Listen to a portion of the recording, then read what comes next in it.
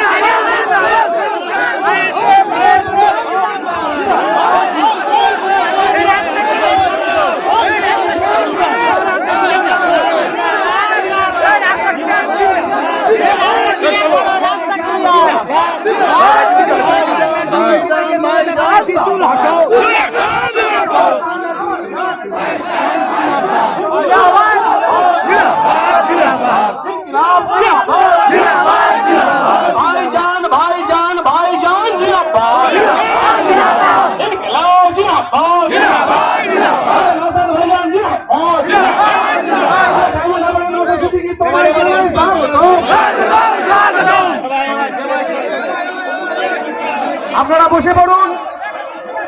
আমাদের নয়নমণি, আমাদের প্রাণপ্রিয় বিধায়ক আমাদের মঞ্চে এসে গেছেন। আপনারা ধৈর্য ধরে বসুন।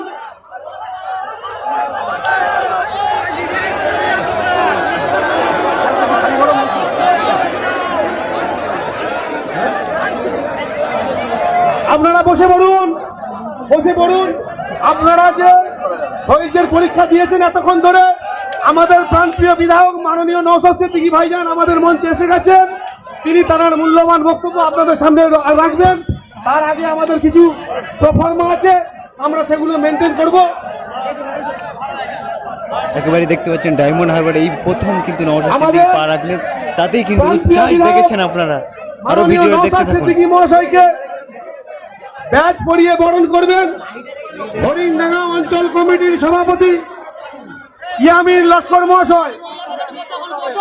আমাদের প্রাণপ্রিয় বিধায়ক মাননীয় নওশাদ সিদ্দিকী মহাশয়কে ব্যাচ পরিয়ে বরণ করবেন হরিণডাঙ্গা অঞ্চল কমিটির সভাপতি ইয়ামিন লস্কর মহাশয়। আপনারা একটু মঞ্চের সামনে চলে আসুন। মঞ্চের বাদিকে যারা আছেন আপনারা একটু মঞ্চের সামনে চলে যান।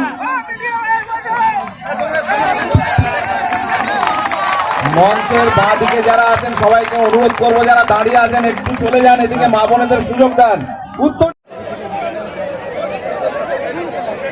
আপনারা একটু সামনের দিকে আসুন না প্লিজ। আপনারা শৃঙ্খলাটা মেনটেন করুন। ইনকিলাব জিন্দাবাদ।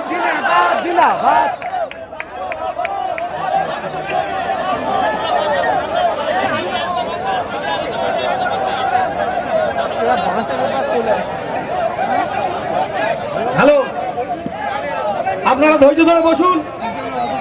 সবের একটা সিস্টেম আছে, যারা এই বাসের এপারে এসছেন তারা ওপরে গিয়ে দাঁড়ান। সিস্টেমের বাইরে কেউ আসবেন না, নিয়মের বাইরে কেউ যাবেন। এখানে সাংবাদিক বন্ধুদের জন্য সংরক্ষিত, প্রশাসনের বন্ধুরা আছেন তাদের জন্য এটা, আপনাদের জন্য নয় এখানে জায়গাটা। আপনারা এটার বাইরে গিয়ে বসুন। আইএসএফ একটা শৃঙ্খলাবদ্ধ দল, সেই শৃঙ্খলাটা সব জায়গাতেই দেখাতে হবে। আপনার বাসের এদিকে কেউ আসবেন না, যারা ভলেন্টিয়ার আছে ভাইদেরকে পিছন দিকে পাঠিয়ে দিন। আমাদের দুজন আমাদের কর্মী ফুল এবং মালা দিয়ে বরণ করে নেবেন আমাদের প্রাণপ্রিয় বিধায়ক মাননীয় নওশাদ সিদ্দিকী মহাশয়কে।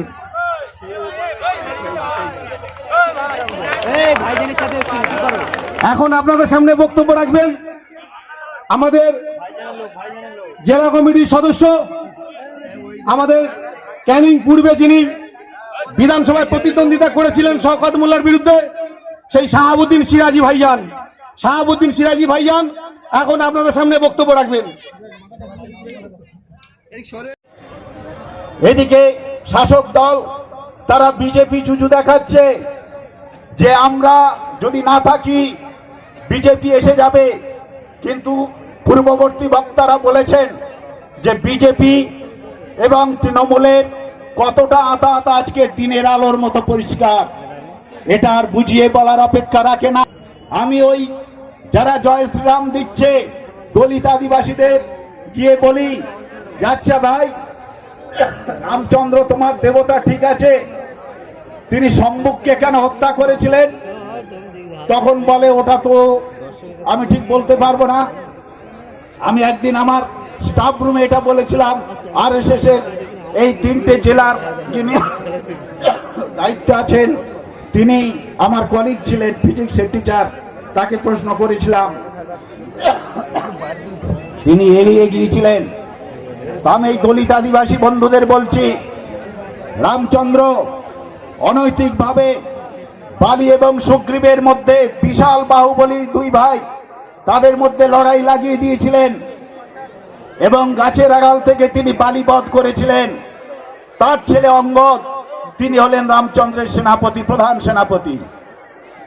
তো আপনাদের পূর্বপুরুষ সম্ভব শূদ্র হয়ে অস্ত্র এবং শাস্ত্র চর্চায় এমন এক জায়গায় পৌঁছেছিলেন যা বিশ্বের আর তার ধারে কাছে কেউ পৌঁছতে পারত না। তাই রাম রাজত্বে অকাল মৃত্যুর দোহাই দিয়ে ওই সম্ভবকে হত্যার নিধন দিয়েছিলেন রামচন্দ্রের গুরু। এবং যে সেভাবে নয়, তিনি যখন তপস্যায় বসেছিলেন অত্যন্ত অনৈতিকভাবে পিছন দিক থেকে তার শিরচ্ছেদ করা হয়েছিল নির্মমভাবে।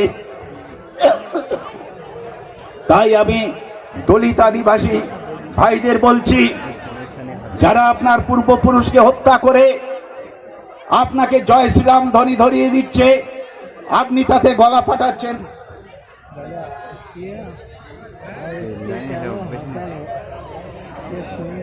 আপনি তাতে গলা ফাটাচ্ছেন। আর আপনাকে যারা সবকিছু দিলেন, আপনার সমস্ত অধিকার যিনি ফিরিয়ে দিলেন, আপনার ধর্মীয় অধিকার, রাজনৈতিক অধিকার, চাকরি করার অধিকার, শিক্ষার অধিকার যিনি ফিরিয়ে দিলেন, সেই বাবা সাহেব আম্বেদকর, আপনারা জয় শ্রীরাম ধ্বনি দেওয়ার পরিবর্তে আপনারা জয় ভীম ধ্বনিতে এই আকাশ বাতাস মুখরিত করুন। তারা তখন একটু পিছিপা হচ্ছেন। সাথী, আজকে রাজনৈতিক ময়দানে মানুষ কিন্তু সবাইকে চিনে নিয়েছে। তাই ISF এর প্রতি